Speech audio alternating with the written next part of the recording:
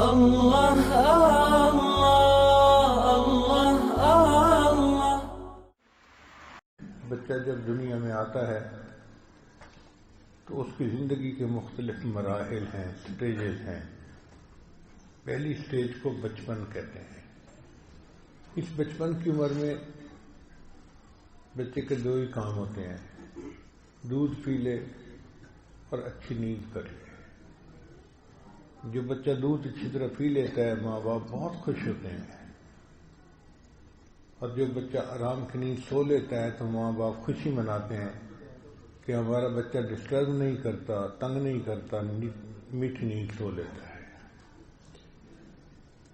پھر بچہ ذرا بڑا ہوتا ہے تو اس کے ایک اور ایکٹیویٹی بھی ہوتی ہے، اس کو کہتے ہیں کھیلنا۔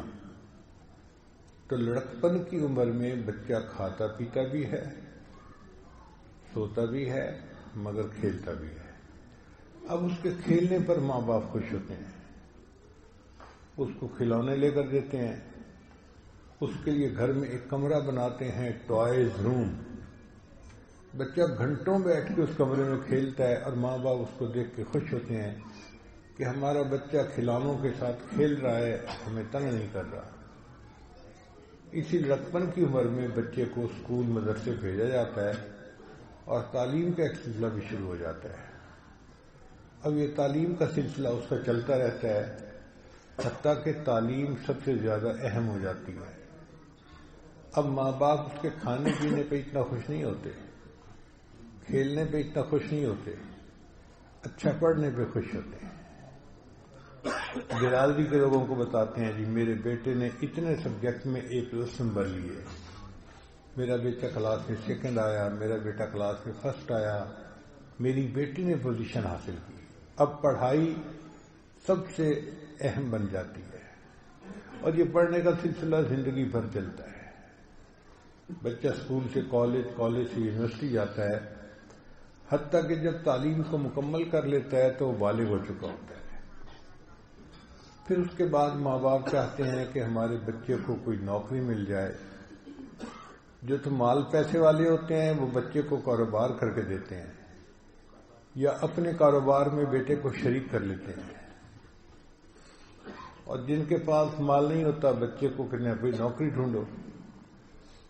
چنانچہ بچے کو اچھی جاب مل جاتی ہے تو ماں باپ خوش ہوتے ہیں، اور جی ہمارے بیٹے کو سعودیہ میں جاب مل گئی، دبئی میں جاب مل گئی، ملٹی نیشنل کمپنی میں جاب مل گئی، اتنے بینیفٹ ہیں، اتنی بیسک پے ہے، اتنے یہ ہے، اتنا وہ ہے۔